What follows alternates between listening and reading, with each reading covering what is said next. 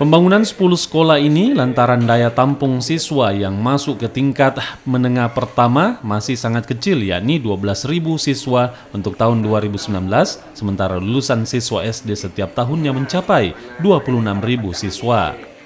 Untuk itu, Dinas Pendidikan Kota Makassar membuka 10 sekolah menengah pertama negeri, salah satunya SMP Negeri 47 Makassar.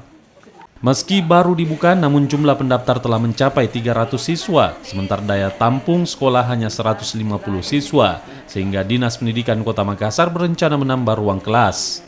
Diharapkan dengan penambahan 10 SMP negeri baru dapat menampung 1.500 siswa baru.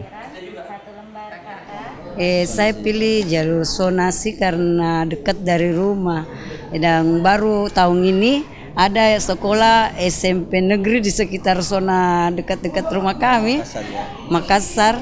Biasanya kami mendaftar jauh-jauh, sekarang sudah enak, sudah dekat dari rumah dengan anak kita, jamin juga tidak terlalu jauh diantar. Dulu persoalan yang muncul adalah karena sebaran sekolah itu tidak merata di Makassar. Maka kami jawab dengan mendirikan 10 SMP negeri yang baru di Makassar pada tanggal 2 Mei yang lalu.